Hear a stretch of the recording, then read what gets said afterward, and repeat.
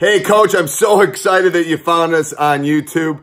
I've been coaching for 30 years, put a lot of videos up there for you to use. I hope you're enjoying them. Let me know how I can help you in this great journey. Coach, this guy, he's pretty good. I think he's playing for the Bucks this year. But let me help you. You know, I've been through it. I've won a lot of championships. You can see behind. Run one of the best high school programs in the country. I can help. I've been there. I've coached my son's team, the youth teams. Let me help you through this great journey. Teachhoops.com is the answer. One-on-one calls, office hours, resources, you name it. We got it. We can help you. I have been there. So let me help you through this journey. So go over and check it out. Enjoy the video. All right, welcome. Oops, let me take my sunglasses off here. Welcome to Coach Unplugged. So I don't know. You might be the farthest. I mean, I know I've had some people in the UK. You're probably farther from Wisconsin than me. What time is it right now? It's 5 o'clock Sunday night here. What time is it there? It is 7:30 in the morning, and it is a beautiful morning here in Adelaide, Australia, which is actually on the south side of the continent. So Okay. I'm actually looking out over the ocean, and somewhere out there is Antarctica, but a fair way away. Well, fairway away, yeah. That's something. So it was a gorgeous weekend in Wisconsin this weekend. It's beginning of May when we're doing this, and it was probably mid-70s, high 70s. Spring is a great time in Wisconsin. Okay. But last week it snowed. Right. Oh yeah. So. And I am enjoying your Wisconsin accent. I'm enjoying it. You know what? The funny thing is, my kids go, "Do we have an accent?" I go, "Trust me, I went to school out east." The Boston accents. I can't do a Boston accent. That's worse. I went to school out east, so that one's like a big.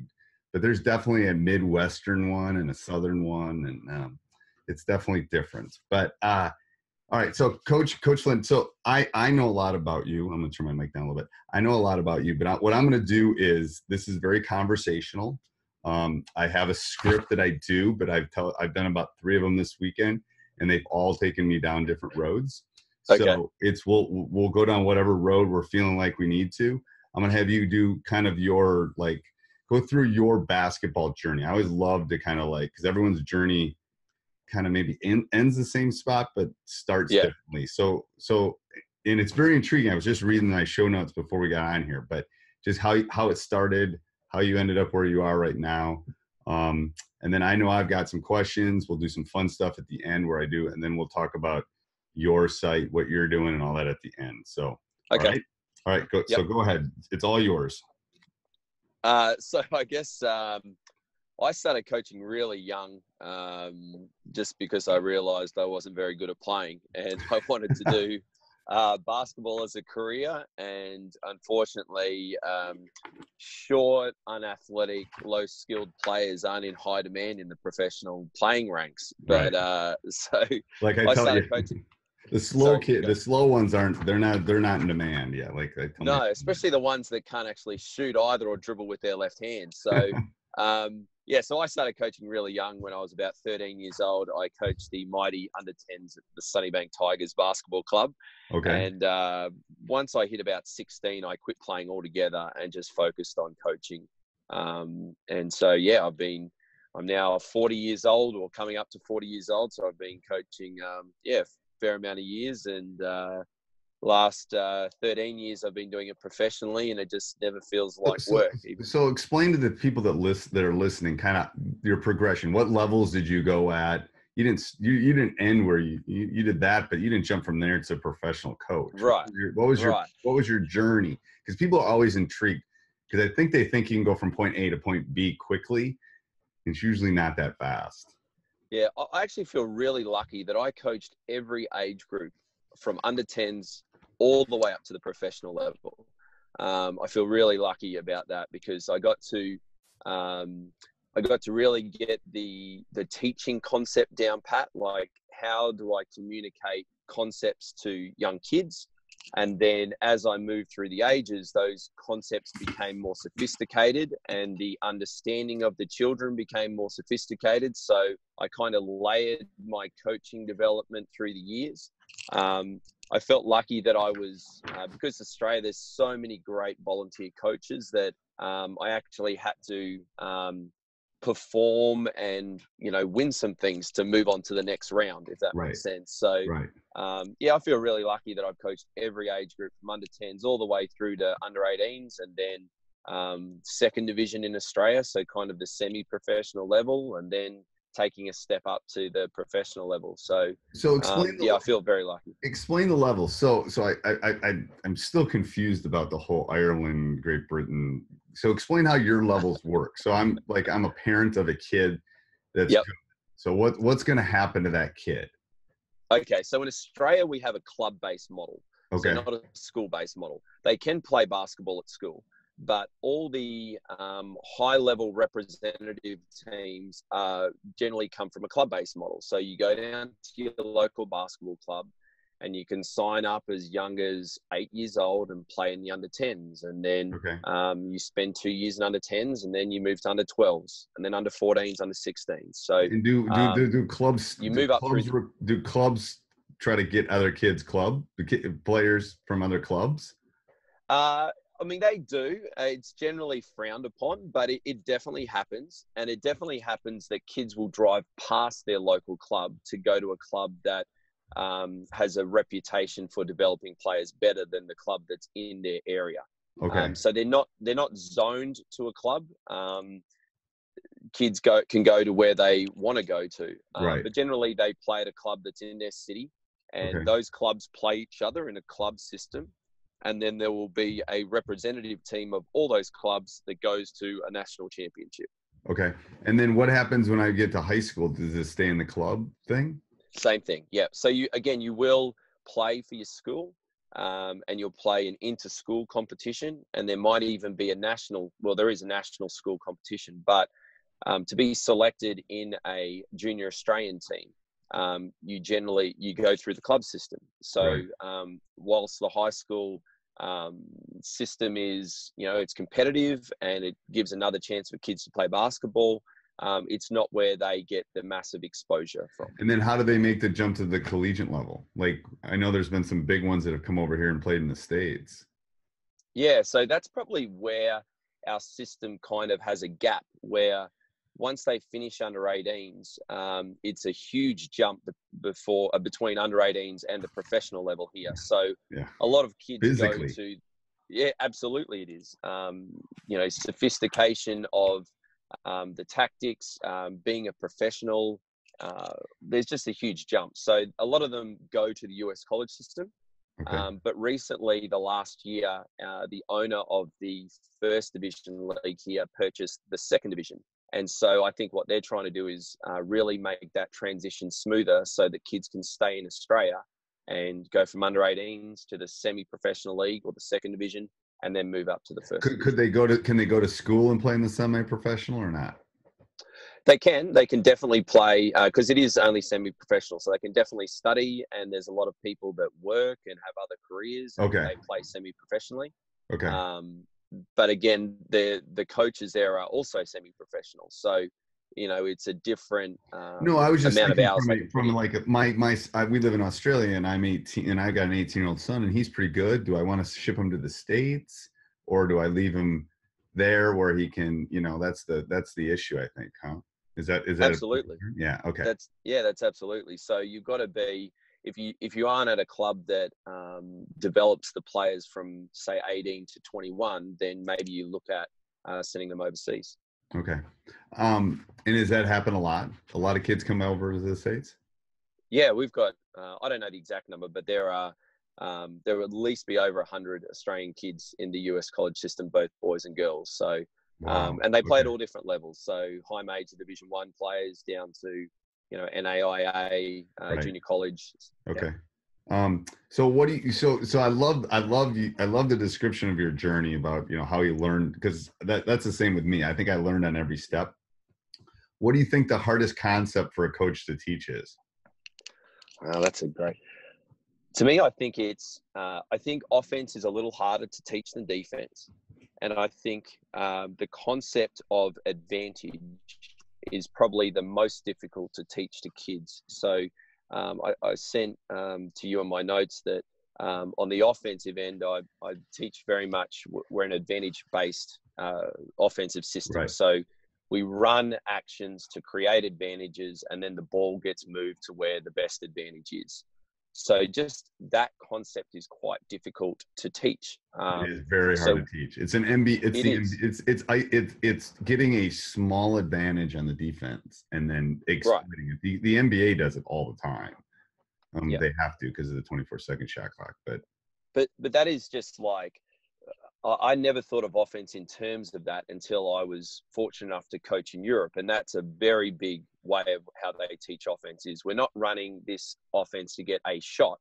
We're running it to create an advantage. And then wherever the ball goes is where the shot happens.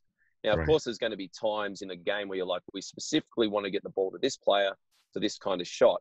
Right. But again, to do that, we need to create an advantage that gets that player open for that shot. Right. So I guess the easiest way we do that, and I just had my skill builder camp here with under 14 players, was to teach them what it looks like. So a numerical advantage is a fast break. So we're not on a fast break, we're on a numerical advantage. Right. You know, a defender that's rushing out at you, that's an off-balance defender. So that's an advantage. And when we see that, we drive. So just teaching them about the concept of creating advantages and then going the next step by actually showing them what it looks like. This is what it looks like. We have 2 on the ball. That's an advantage. So that's probably the hardest concept to teach. And how do you do that? Exactly the way I've said it. We show scenarios. We say, what is this? And we label each scenario. So this is a 2 on the ball advantage. This is a 2 on the cutter advantage. This is a 2 on the screener advantage. You literally break it into very small pieces. Like this is absolutely what this looks like. Okay. But it's but to show them that what it looks like, we had to frame it in the concept of advantage. So you can't do one before the other. Right. We need to show them about, well, the 2 main concepts for us are spacing before advantage and advantage before shot. That's how we play offense. And then what does an advantage look like? And we show them what an advantage looks like. Right. And I'm telling you, it's all about spacing. The more and more I start reading, the more and more, and I've done this for 30 plus years. It's literally about, if your spacing's bad, you're in trouble, because then you can't ever get an advantage, to be honest. That's the number one thing we teach them. Is the number one concept is spacing before advantage. There is no sense in trying to create advantage if you have no space to work with that advantage. So you're absolutely right. You need to space the floor before you do anything. So my retirement thing is, I'm going to get one of those things that it's like a shot collar when they get too close to each other. You know, it's like put 5 of them on. It'd be like Hunger Games, and they get too close, they'll get shot, because they think they're properly spaced, but they're not. Right. No, the market version, you couldn't market that one. The market version would be some sort of vest that would flash when they get too close or something. Right. There's something like that, especially at the younger. I don't know how big soccer is in Australia, but most sports like that, it's all about spacing. If the spacing's not right, you can't create advantages in soccer. It's the same thing. So tell me about your coaching philosophy. I guess, like we've talked a lot about on the offensive end, that is my philosophy is advantage-based offense with a foundation of the concepts of the game. So I like to teach them how to play first and then what to do second. And sometimes I think we skip steps. We go straight to, this is how we want your foot. This is how we want this. You know, this is what you have to do, instead of giving it some context about this is why we're doing things. So that's kind of, I guess, my offensive philosophy. And I'm probably more on the side of attacking with the pass than attacking off the bounce. But then on defense, it's very much position pressure. So we want to, we teach the kids what a good defensive possession looks like. And then it's about pressuring and disrupting, but we're not the 95 Kentucky Wildcats where we're pressing and trapping, and that's not what we're about. I don't think you can do that in today's game. You don't see that in the collegiate level. You just don't see it anymore. I think the players they can. The problem is that they've gotten so good that you can't do that. They'll take advantage of you if you do that. They'll exploit the weaknesses in it.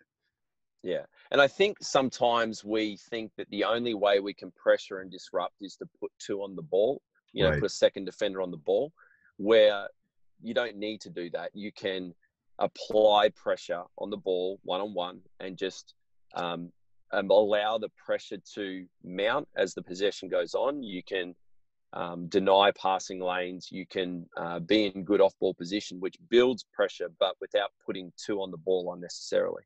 Right. So how do you practice plan? So young coaches listening to this from the States, I get questions about practice planning all the time. So, what would I see if I came into one of your practices, and how do you break it down? I think it's a great point that you should have a practice plan. Like, I think that's, yes. If there's one thing coaches get from this podcast, it's like, bring a piece of paper with your training plan to every practice. I don't know how I 1000% agree.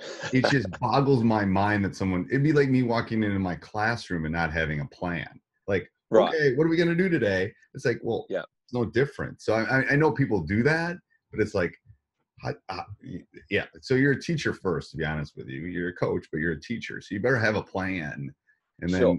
Have more in that plan, or if things are going well or aren't going well. But so what would I see? And how do you break yours down? Because I'm always intrigued by how coaches deal with their practices, what they emphasize. I have the 10-minute rule or 15-minute rule that if I come in your practice in 10 or 15 minutes, I can tell a lot. Right. I mean, right. Yeah, I think you need to have an idea of the concepts you want to cover. So, we want to cover half-court defense, positioning. So how we shrink the floor. So the concepts we're going to cover, we've got the drills that we're going to use and the time limit. And is it a time, a score, or a possession limit? Like, okay. how are we scoring this drill? Right. But then you need to start putting in your verbiage. So this is the teaching points for positioning. So we're going to talk about playing long, so shrinking space so that the offense doesn't have space to attack. We're going to talk about our teaching point might be we're going to move on as the ball leaves the fingertips. Those kind of teaching points, those one sentence. This is how we teach the concept that we've put down. Common language. I always refer to common language. You have to. It's like math. I'm a math teacher. If we don't have a common language, we can't talk. It's the same in basketball. How you talk about closeout and how I talk about closeout, the language might be a little bit different, like how I'd refer to it, but we're talking about the same thing. You just got to. The people on your team have to realize what that verbiage is or that language is. I think. Yeah, couldn't agree more. I think we always say you got to speak Japanese in Japan, Right, so if we're talking using lingo, then we want the players to say it. We want every coach to say it. Now, how they teach that concept or how they structure the drill, we allow our coaches to have freedom with that. Right. But they definitely need to be talking the same language as us. Right. So yeah, that's in the training plan. And then lastly, our verbal cues. So once we've taught the concept using our teaching points, then we can start using like one-word terms that sum it all up. So again, using that defensive positioning example, we use the word shrink. So they understand the concept of shrinking the floor, why we do it. We've given them the teaching points of how to do it. So playing long and when to move. And then lastly, we just say the word shrink. And that's just a one-word thing that we can, when we're playing and we're going, we can just say shrink. Yeah. And they know exactly what we're talking about. It's crazy. Like one of my big ones, if I say it to my guys, layup, they'll know what I mean. And they'll know that we don't give up things in the paint. We don't give up layups. We don't give up layups in transition. It means about 6 different things, but they know that one word means, we're not protecting the paint. We're giving them easy looks. We're not getting back on defense. All these things, that one word can mean many different things. And they know it's like, oh, crud, coach is saying layup. We better be dealing with it. What do you look for a player in your team? Obviously, you do professionally. What do you look for? You look for Kobe, obviously, but what do you look for? It's funny. I got asked this question the other day, and I think the number one thing I look for is resilience. So just like shooting is a skill and dribbling is a skill. The ability to pick yourself up after a mistake and dust yourself off and get on to the next play, that's a skill. So, again, we explain to the kids why it's important, both on and off the court, and then what it looks like. You know, we want you to, after a missed shot, we want you to sprint back. We want you to have good body language after a turnover. But I think that's a super important skill, because it manifests itself in so many different things, both on the court with the team and off the court in, you know, if you're not playing, are you going to be able to keep working on your craft? So I think resilience is the number one thing I look for. And I think the great ones do that. They're goldfish. They have like a 3-second memory and then they move on. Right. The Tiger Woods kind of thing. Can you think of one moment that we could dive into that you've learned from in coaching? A game, an experience, a failure, something that we could just, one coaching moment that some of this listening to this in Wyoming or wherever could learn from something that you've experienced. I love this question in the sense that everyone kind of has different experiences and different things they learn along those lines. Yeah, that's a great question. I think for me, it's the value of like open questioning. And so I remember we were in a film session with one of our teams, and we were going through some defensive strategy, and we were talking about what we were doing wrong. And I don't know what it was, but I just had an epiphany of, I don't actually know that they're looking at the same part of the screen that I am. So I asked one of the players, can you actually see this thing happening? And he said, oh no, all I can see is off the ball here where this player's, you know, grabbing hold of this player. They weren't even looking at the same thing as me. I know. So it made me think that this isn't interactive enough. Right. You know, I'm not making this a conversation where we can talk about the element that I want them to focus on. So I did some studies. I did a master's of sports coaching, and open questioning was one of the biggest things I got out of it. So I always think about that film session. And when I watch film, I'm like, are they even looking at the same thing as I did? So getting back to this camp. You know, hold on, before I forget, one way I've solved that is I've gotten 3 or 4 different colored laser pointers, and I'll throw them to them. I swear to God. And I'll say, show me what's the good screen here? And I make them show, so that not only are they learning and trying to point to it, and then I'll throw one to the next guy and go, okay, hold this. And then I'm going to ask you a question. So I'm just trying to keep them engaged. Or I'll have 3 or 4 of them floating around, and I'll say, hand it to a teammate. They'll hand it to somebody that hasn't had it. And then they don't know what question I'm going to ask. And it's just keeping them, you know, and then once in a while I'll have one, and I'll just throw it and so then they get lazy. The 3 have them or whatever. And then they'll get lazy. And then I'll just throw mine at one of the ones that they don't know when it's coming. So it's like, no, I think that's a brilliant idea. I think that's, you know, laser pointers are great. In the recent camp that I ran, I actually, I said to the kids, so we're going to watch a defensive clip. So which team's on offense and which team's on defense? Oh, the white team's on offense, the red team. So I want you to watch the red team. We're watching a clip about off-ball positioning. So are we going to watch the defense that's guarding the ball, the defense that's off the ball? Okay, we're going to watch the defense off the ball. So sometimes we actually skip that step and we just assume that they think they're the same as us, where we need to teach them, okay, this is the theme of the clip. This is the team that's on offense and D.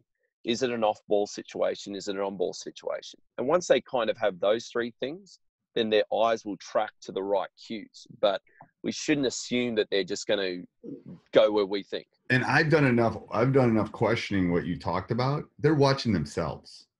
Absolutely. They're watching themselves. So for the people that are listening, what's really good is that, especially if you're talking, maybe you're not talking about your own team. If you're talking about another team, try to do it where you're not playing them, because then they'll be more, they won't be saying, where am I? Or, you know, at least the 5 guys in the court. But yeah, it's from a teaching standpoint, film is great, you know, but you're going to have some kids that visual that isn't, you have to give kids different ways of learning. So some of them are, you know, auditory, they'll hear you. Some of them need to write it down. Some of them actually need to do it physically. So you have to go through, and I try to, by within the first month, figure out which way every kid learns the best. And it's hard. You know, this kid's a scout kid. You know, he needs a paper scout and he'll learn all that.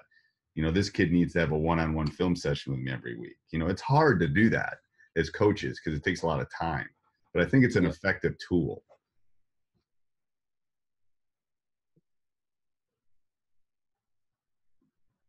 Are you there? Did I lose you? Yes, sorry. Oh, okay. No, I was intently listening. Okay. No, I'm going, dude, pausing on radio is bad. Like, okay, that time, that's like, okay, I stopped. Did he not? Okay, that's funny. That's okay. Full stop. It's Totally full stop. agree. Full stop. It's a full stop. Okay. Well, hopefully we didn't lose anybody at that point. No, they just went and got an extra cup of coffee. They're like, there's a break in the show. Geez, no. finally. Well, most people, when they're doing this, I'm telling you, they're either mowing their lawns, they're in the car, they're doing their commute, they're exercising. So it's like they're doing something like that. All right. If you could pick one fundamental drill, what would that drill be and why? And explain. Okay. So my favorite drill is a drill called overlap shooting, and it is a numerical advantage drill. We generally do it 4-on-3, but I have done it 5-on-4 as well. So that the offense is spaced 4 out of the 3-point line with 2 kids in the corner and 2 kids on the slots. Okay. And then there's 3 defenders that start in the keyway. Yeah. And what did you call it? It's called overlap shooting. No. Where are the 3 guys? In the keyway. In the keyway.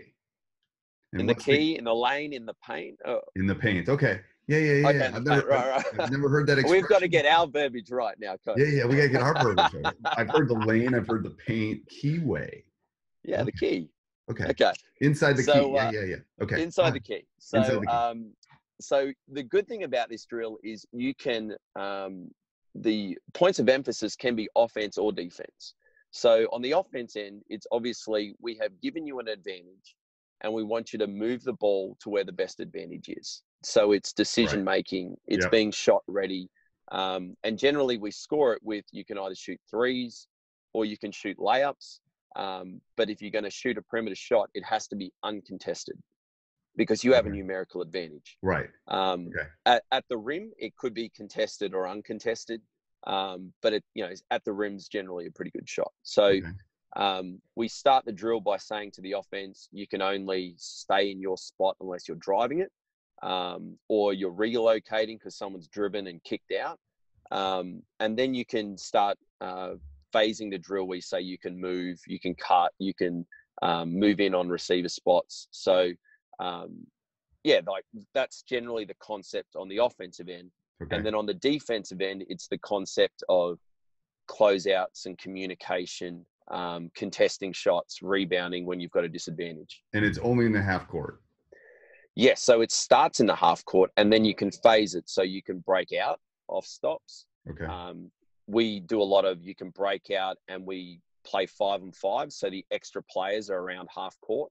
So we have that scenario where it's a dynamic decision-making, overlap shooting drill, and then we break out into 5-on-5. Do you keep score in it, or is it just a one and done?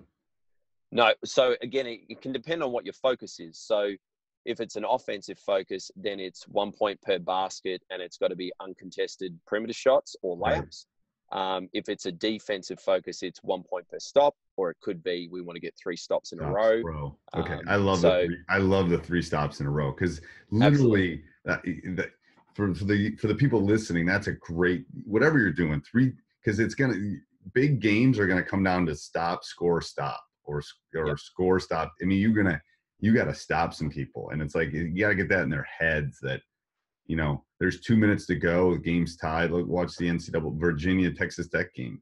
It came down to like 5 possessions, and you either got to score or you got to stop. So you got to get that sense of urgency to them. And it's like consecutive stops as well. Yes. So I remember talking to a friend a few years ago who was coaching a first league team over here in Australia, and so they called the 3 stops in a row. They called that a kill, and in a 40-minute game. They wanted to get 7 kills and they tracked it over the course of 3 seasons. And when they had gotten 7 stops, their winning percentage was, I believe it was over 85%. Right. You're going to win. So it's like, right. Yeah. So where we get those kills, how many in each quarter is irrelevant. Once we get 7, then our winning percentage of the game goes through the roof. And so, you know, there's the concept of tracking, you know, giving those KPIs to the players, and then that's your focus during the game, is getting 3 stops in a row. Right. Well, and here's mine is if we're not, if people are scoring, and I track the other way too, so I'll change things defensively. If you score on me 2 or 3 times in a row, I'm going to change, because either I'm going to sub, I'm going to get, something's got to change because it's not working. Right. So I love the kill thing though. That's true. Like, if we do this, so then they get in their heads like, oh, we got 2, we got to get another one. It's that sense of urgency. What's one thing you would tell yourself, your young self? I think I would tell my younger coaching self to talk less and use open questioning more. Right. And I think a lot of that is when you're a young coach, you want to look confident and look like you know what you're doing. Right. So you feel like you have to, that every practice is a coaching clinic. I need to tell these players what to do and show them how smart I am. Right. And now when you're older, you realize, well, that's not actually very effective or conducive to winning or development or anything. So now it's like talk less, open questioning more. And also some of that has been that I've coached overseas where English is not their first language. So it's made me get my verbiage really tight and sharp to deliver teaching points in less words. So again, I feel fortunate that I got that exposed to that, and that really sharpened my language down. Oh, I love that. Do you have any, are you superstitious? Do you have any superstitions? No, I don't actually. No, not at all. Oh my God, you're one of the few. Oh my God, I'm like on 300. Everyone has, that's good. I mean, no, I use different coaching pens each game. I use different, I don't have a lucky tie or anything like that. Nothing like that. Rock and roll. I feel like, you know what, when I go to a game, like 90% of the outcome of that game was what we did in practice or what we built, what systems we built. So, you know, like I can work the chess pieces well during the game, but really, if I coach a great game, but our preparation and our systems are poor, it really doesn't matter. It doesn't matter at all. So we'll go into rapid fire. I love this part. So I'm going to ask you a question. Like, for example, I won't ask you this one. What's your favorite ice cream? And you'll say, my favorite ice cream is pistachio. I don't know who eats pistachio. Okay. Horrible. I wouldn't eat it. Right. Okay. So what's your favorite type or brand of basketball? Like the actual basketball? You know what? You are asking the wrong person, because I have no idea about what a good basketball feels like. Okay. As long as they go in the hole. They're all the same. That's something. From a former shooter, there's definitely a difference in feel. There is definitely a difference in feel. I'm sure, but like, this is someone who quit playing basketball at 16, so has no concept of like, is this? I ask the players, I'm like, are we good with this ball? Is this pumped the right thing? Right. Because, you know, like when I shoot it, it doesn't matter which ball it is; it's going somewhere besides in the basket. And what do you guys use in Australia? Spalding. Okay. Yeah. Is it Molten? What's the one with the line on it? That must be a Molten. European. Yeah, so Spalding and Molten are the 2 basketballs, but again, like, I've got to be honest, I really don't pay any attention as long as they go in. Okay, yeah, that's valid. What's one word to describe your ideal player? Resilient. Definitely, that is the word that I go with. Okay, one sporting event. You can go to one sporting event in the entire world. What would it be and why? Super Bowl with the Green Bay Packers. No, you're a Packer fan? I'm a huge Packer fan. Do you do Lambeau Time? Do you do Lambeau Time? You talk about Lambeau Time in Australia? So I would love to go to a game at Lambeau and be on the like the end zone side and catch a Lambeau leap. That would be like Yeah, that would be brilliant. So we're in Wisconsin. Obviously, we talk Lambeau time. So Lambeau time is the clock at Lambeau is actually 15 minutes off. So if your Right. meetings, it's actually wrong at Lambeau Field. So if I tell my boys we're on Lambeau time, if I say the meeting's at 4, you're there at 3:45. Oh, that's brilliant. It's called Lambeau time. And it basically goes back like 56 years. So you're always, when you show up 30 seconds before the meeting, you're late. You're not. Right. We're on Lambeau time. What's your favorite pregame meal? I always have coffee at some point, coffee and a little bit of chocolate sometime before the game. So meal, again, I don't have a favorite one, but I need to have my little bit of coffee and my little bit of chocolate beforehand. Okay. What's one thing you do to relax? Read. Okay. Yeah. Look at all the books. I love reading too. but as I get older, it's harder because I fall asleep, Right. I'm into Audible books. So good. It's so good to just like shut off the brain for 20 minutes, 30 minutes, and just, I don't know, like our brain is our biggest muscle as a coach. And, I'm like most coaches, we all watch a ton of film and we're thinking about our craft, but can we actually relax our muscle or develop our muscle by just reading something that's not just generally in our wheelhouse? So something that's fiction or non-fiction or, I don't know, an interesting article or something. And I just much prefer turning the pages and folding the pages than looking at my phone or a screen, because that's what I'm doing all day. So, and I do too. And obviously you see I'm in the library. I have tons of books. I still love reading, but I try to, it's my adult ADHD. I think I have. I'm not diagnosed. I'm married to it. I'm not diagnosed, but I'll probably walk the dogs after I'm done here, and I'll put on an audiobook. So I'm walking the dogs, I'm chilling. It's like, and I'm listening. So I'm not actually I miss turning the pages. You're right. But it allows me to kind of do two things. I'm kind of getting some exercise. I'm also, broadening my horizons. I think that's great. I don't own any Amazon stock, but Audible's wonderful. What's one coaching technique you think is important? I think the open questioning is the number one thing. That's probably, like I said, the biggest thing I got out of my master's studies. Okay. What's one skill that's not being taught? I think shooting is the elite skill on offense, and it's the elite skill in the game. But I think one-on-one individual defense is the most important skill on the defensive end. So I think we focus a lot on tactical things on the defensive end. So team strategy, where really one-on-one defense is the premium skill, and you can't stop a robbery if the front door's open. So it is. Teach one-on-one defense. I had an interview with Jim Boone yesterday, who's Mr. Packline. And I was always talking about how does he teach the pack line and and he goes, a lot of it's just, and more and more I talk to defensive coaches, quote, I'm using air quotes here, is they all talk about it's got to be 1-on-1, 2-on-2. It's got to be that small side stuff because, I always say you are who you can defend. Right. Like that's you as a player, you are who you can defend.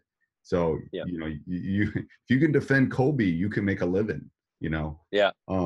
So you are who you, and that all starts with the one-on-one. I love that. And I always say to coaches, like if you've assigned, say, an hour during the week of defensive time, then cut that in half, and half of it should be one-on-one. Right. Because if you can defend and disrupt the ball one-on-one, it makes everything behind it so much easier. Right. You don't have to worry about, yes. That was our problem last year, to be honest with you. Best basketball player you've seen in person? I've been lucky. I went on a basketball trip in '97 and saw Michael Jordan live. I saw Kobe live 3 years ago, and I saw LeBron live 2 years ago. So those are all fantastic. That's three answers. Who you got to pick? Yeah. One. Oh, Michael, for sure. Michael Jordan, absolutely, for sure. We're old. And he's winning. He's got like 95% of the votes. Favorite drill we already did. What's one thing that helped you become a better coach? I think I know the answer to this. Well, I think get a mentor. Ooh, I don't know the answer. I was gonna say you thought it was gonna be reading, but mentor. I agree. I love that idea. Yeah. yeah, find someone that you really respect and ask them questions and listen, and then take notes and file them away. But then stay in regular contact with that person. So whether you want to ask them X's and O's questions, or whether it's, question about your career, or I've got a problem with a player, or, I think it's really important. I got super lucky when I was a young age. I had a really good mentor that's my mentor to this day as well. And of course, I picked brains of many coaches along the way, but I think that's super important. Yeah, and what I tell coaches too is like, you got to let the problem with our profession is just so many egos, and people, there's egos and no one trusts anybody. Right. So if you don't trust anybody and you have a huge ego, go find an old coach that's retired, because they're done and they're not going to steal anything, and they're going to, and they'll be honest with you. And it's just between you. But I've always had coaches come scout me, like literally scout me. Like they come in and they'll watch my games, they'll watch my practices, they'll watch how I interact. And then we'll go out and have a cup of coffee and I'll say, okay, be honest. And they'll go, here's what I see. And I still do that on a regular basis, because I think it's, if you want to, you got to have that growth mindset. And if you want to become better, you have to question, I'm not the same coach I was 20 years ago. I've changed a lot of things that I've done.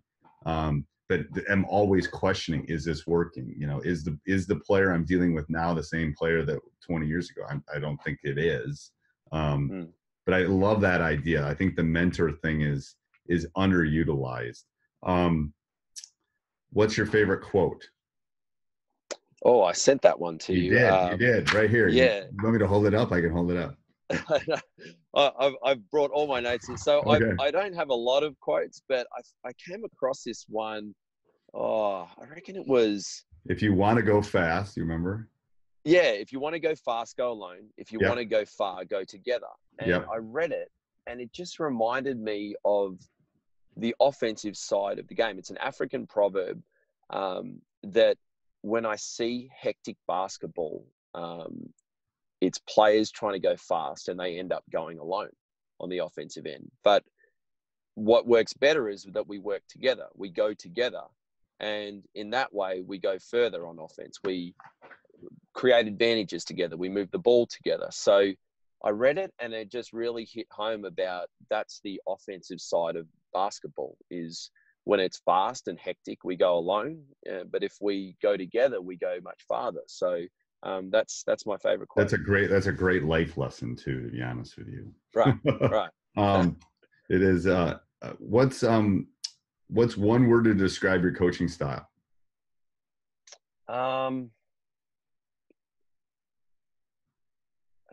Direct.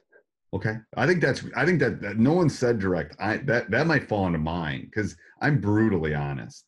Like, I'm not mean, but like when I cut kids from my team, I talk to every kid, whether I cut you or I don't cut you. If you're not playing, I'm not going to sugarcoat it. I'm going to explain, here's why you're not playing. Here's what you have to do better. Direct is, kids respect direct as long as they know you love them.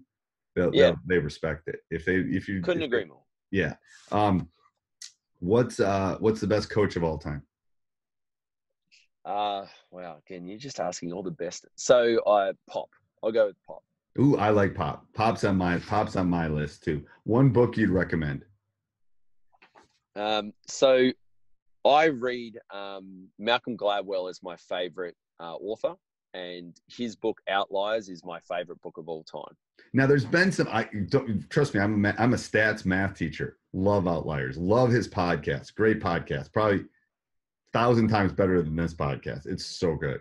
But there's been some like questioning about the 10,000 hour thing. Have you read that? Sure, I have. Yeah. I have, and I think putting a number on it is probably something that was done to sell books, but the concept of it is what I agree with. It is true.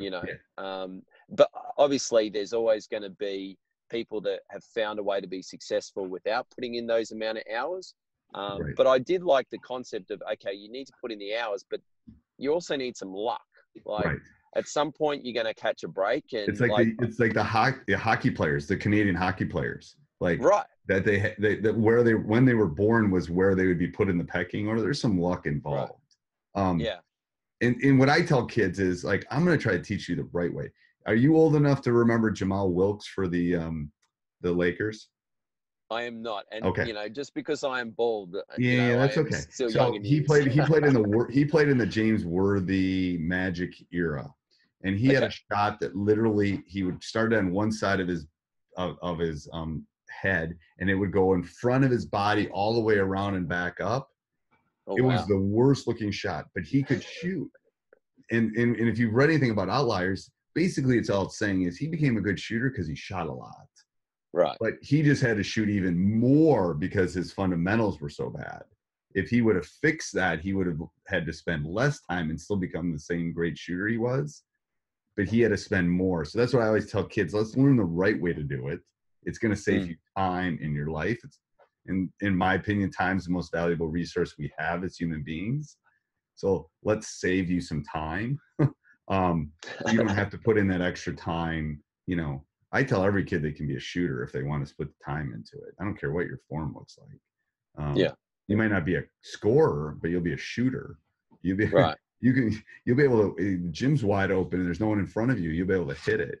All right, so I do. This is my last thing, and then I want to talk about your videos and stuff. I love watching it. So it's called Leave It, Change It, or Replace It.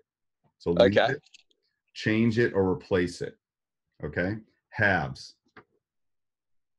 Halves? Yeah, playing in two different halves rather than quarters. No, definitely quarters is better. Quarters. Okay, you change it. The jump ball. Leave it. Leave it. I like the history of the game. I like the throwing it up at the start, and I think one at the start of the game is fine.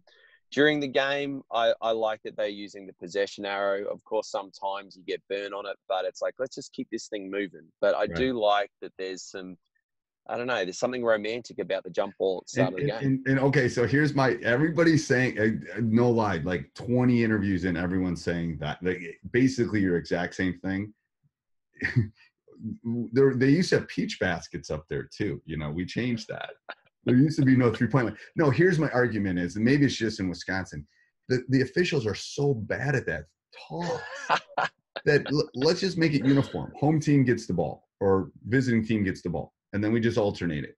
So you kind of know that you're going to get the ball to start, because it's like, I don't know. It just seems like a silly, archaic thing that we've kept around for the reason you've described. But the officials aren't like, they're making, at least in high school, unless there's an overtime, they're making one of those, so they make. But you also, the jump ball allows for everyone to do their funny handshakes and their powder tosses as they walk on the court. So you need to consider the branding. That's true. That's true. Taking it away. You know what? That's the most valid argument I've heard. Like, they get to give high fives.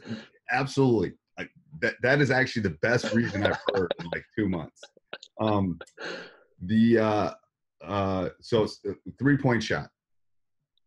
Leave it. Okay.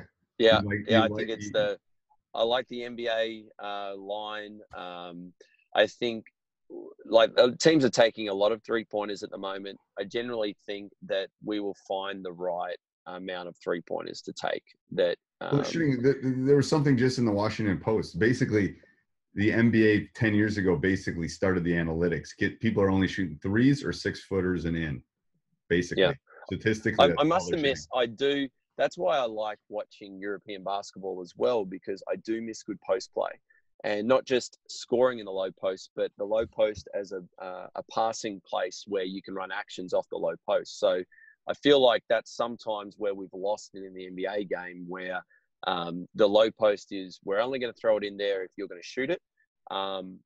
But we would rather play more efficient ways of playing offense, which is pick and roll basketball and attacking closeouts, where there's a little bit more variety in European basketball, where they'll throw it into the low post and they'll have cutting and screening actions off it. And you just get so much more rich, different basketball, by having some kind of element of post play. So what about the charge circle? I would say leave it, but only because I don't have a better answer. you know, Okay. I don't know what a better way of doing Do it you is. like the international rules with like goaltending, or we'll just go off the lead to change it? Do you like the international rule with goaltending or the lane and things like that? I mean, I've coached it, but I think anything that takes away scoring shouldn't be in there. Okay. Like, I don't like that. You know, I like that the NBA say once it's on there, don't touch it, because we should give every ball the best opportunity to go in. You know, Right. so that we can have scoring. And how often does it happen in the international game that they tip it off the rim? 2 or 3 times a game. Oh, it does. It happens that much. Yeah. Okay. Okay. I didn't know how much it actually happened. All right. So let's talk about your site and your newest video, which is awesome. People have to go out and get it. So go ahead and explain that, Coach. I guess I've got, at the moment, I've got a couple of videos up there, but the newest ones are on the things that I'm really passionate about. So individual defense, what we talked about. Right. And then I got lucky to the last 2 years to work with one of the world's best pick and roll coaches in Dirk Baumann from Germany. And so the second video is on pick and roll offense and how to actually teach it. And the video involves players who are essentially high school age players. Right. So although there's some sophisticated concepts in there, it's not something that you can't teach to high school age. I love it. And I think, to be honest with you, I think the game, and I think it's a trickle down, and it starts with the NBA and it trickles down.